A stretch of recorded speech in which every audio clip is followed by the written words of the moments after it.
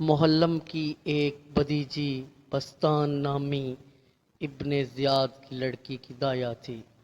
اس کو معلوم ہوا کہ میرا چچا گرفتار ہو گیا ہے تو وہ روتی پیٹتی ابن زیاد کی لڑکی کے پاس پہنچی اور کہا، میرا چچا عمیر بن عامر کو امیر نے کسی لڑکے کی شکایت پر قید کر دیا ہے، حالانکہ وہ محلم ہونے کے سبب ہر ایک کا خادم ہے اور اس کا سب پر حق ہے۔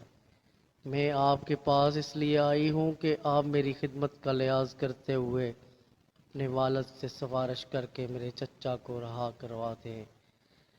لڑکی نے اطمینان دلایا کہ گھبراؤ مت، میں اس کو رہا کر کے چین لوں گی، اور اسی وقت اپنے باپ کے پاس چلی گئی اور کہا، میری دایا کے چچا امیر کے خلاف کسی بچہ نے افطرا پردازی کی اور آپ نے اس کو قید کر دیا۔ وہ ایک مرد کبیر انسان ہے جس کے پاس کوفہ والوں کے تمام بچے پڑھتے ہیں۔ اہل کوفہ پر اس کے بڑے حقوق ہیں۔ بابا، میں چاہتی ہوں کہ آپ اسے مجھے بخش دیجئے اور جلد رہا کر دیجئے۔ ابن زیاد نے اس کی گفتگو سن کر اس کو رہا کر دیا۔ لڑکی نے یہ سن کر بلا تاخیر داروغہ مجلس کو جا کر حکم دیا کہ محلم کو رہا کر دو۔ اس نے زندان کے دربان کو حکم دیا، وہ دروازہ کھولنے لگا۔ قفل کھلنے کی آواز سن کر مختار نے امیر سے کہا، تمہاری رہائی کے لیے دروازہ کھولا جا رہا ہے۔ معلم مختار سے بغل گیر ہوا اور کہا، آپ کی جدائی شاک ہے۔ مختار نے دعائے خیر دی اور کہا، میری ایک حاجت ہے، اور وہ یہ کہ جب تم بخیریت اپنے گھر پہنچ جانا تو تھوڑا کاغذ قلم اور دوات میرے پاس بھیجنے کی کوشش کرنا۔ معلم نے کہا، بس سر و چشم یہ خدمت انجام دوں گا۔ الغرض معلم رہا ہو کر سیدھا ابن زیاد کے پاس آیا۔ اس نے اس کو دیکھ کر کہا، میں نے اپنی تو لڑکی کی سفارش سے تجھ کو رہا کر دیا ہے، مگر آئندہ ایسا جرم نہ کرنا۔ معلم نے کہا، میں اب کبھی بچوں کو تعلیم ہی نہ دوں گا۔ ابن زیاد نے کہا، جاؤ، میں تم کو رہا۔ یا محلم وہاں سے اپنے گھر روانہ ہوا۔ مختار کی مطلوبہ چیزیں پہنچانے کی کوشش کی۔ گھر پہنچ کر محلم نے 1000 درہم اور 500 اشرفیاں لیں اور ایک فربہ گوسفند کا گوشت بنوایا اور بہت سی روٹیاں پکوائیں اور داروغہ مجلس کے گھر لے گیا۔ دروازہ کھٹکا کر پوچھا تو اس کی زوجہ نے کہا، وہ موجود نہیں ہے۔ محلم نے سارا سامان اس کی بیوی کے حوالے کیا اور کہا، میں نے نظر مانی تھی کہ رہا ہو جاؤں گا تو یہ خدمت کروں گا۔ داروغہ سے کہہ دینا۔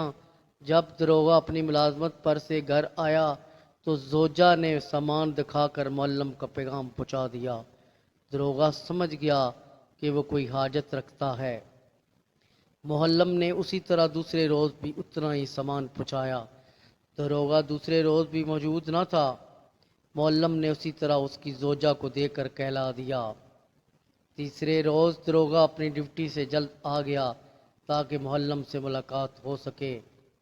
چنانچہ جب محلم تیسرے روز اتنا ہی سامان لے کر آیا تو داروغہ سے ملاقات ہوئی۔ داروغہ نے پوچھا، تیری جو حاجت ہو بیان کر۔ خدا و رسول اور علی بن ابی طالب کی قسم، اگر تیری حاجت پر آوری میں میری جان بھی کام آئے تو دریغ نہ کروں گا۔ معلم کو تو معلوم ہوا اور اس نے کہا، میں نے اپنی اسیری کے زمانہ میں مختار کو جس تکلیف و مصیبت میں مبتلا دیکھا اس سے مجھ کو بہت اذیت ہوئی۔ جب میں رہا ہو کر آنے لگا تو اس نے مجھ سے خواہش ظاہر کی کہ کسی طرح کاغذ قلم اور دوات اس تک پہنچا دوں۔ میری یہی حاجت ہے کہ آپ یہ چیزیں ان کے پاس پہنچا دیں۔ داروغہ زندان نے کہا، اگرچہ یہ نہایت خطرناک کام ہے تاہم میں ضرور کوشش کروں گا۔ قید خانہ پر بہت سے آدمی مقرر ہیں جو کہ ہر وقت میرے ساتھ رہتے ہیں اور ذرا ذرا سی خبر ابن زیاد تک پہنچاتے ہیں۔ ایک ترکیب سے یہ کام ممکن ہے کہ تم کھانا پکواؤ اور روٹیوں میں یہ چیزیں چھپا دو اور میرے پاس لاؤ۔ میں پوچھوں گا کہ یہ کیوں لائے ہو؟ تو تم کہنا مختار نے مجھ سے ان چیزوں کی خواہش ظاہر کی تھی اور کہا تھا کہ ایسا نہ ہو کہ میں مر جاؤں اور ان چیزوں کی آرزو دل ہی میں رہ جائے۔ اس میں سے نصف آپ لوگ لے لیں اور نصف مختار کو دے دیں۔ اس وقت ممکن ہے کہ محافظان قید خانہ مجھ سے پوچھیں کہ آپ کی کیا رائے ہے۔ تب میں کہوں گا کہ مختار بھی مثل دوسرے قیدیوں کی طرح ہے اور زندہ درگور ہے، اگر یہ کھانا اس کو پہنچا دیا جائے تو کیا حرج ہے؟ مختار یہ کہ اس طرح یہ چیزیں مختار تک پہنچا دی جائیں گی۔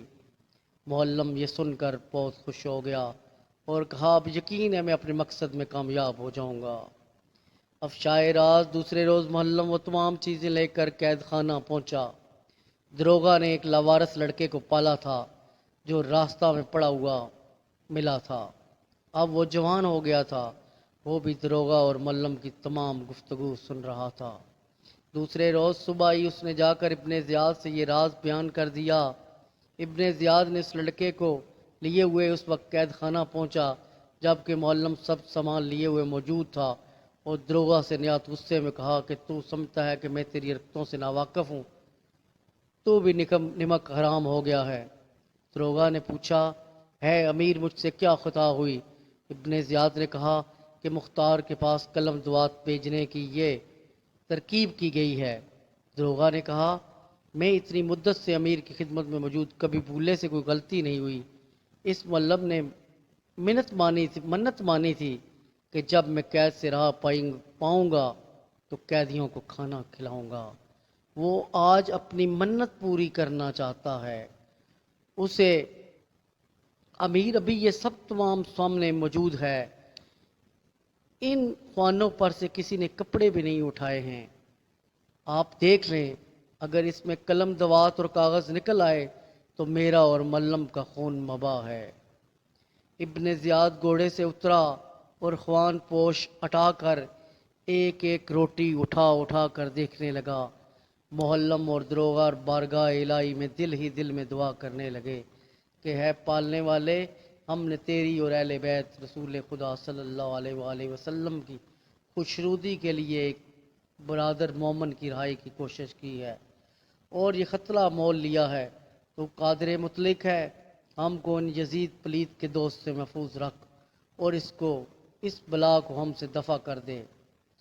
ابن زیاد روٹیوں کو الٹ پلٹ کر دیکھتا رہا مگر خدا نے اسے ایسا اندھا کر دیا کہ کسی روٹی میں اس کو قلم دوات اور کاغذ کا نشان تک نظر نہ آیا۔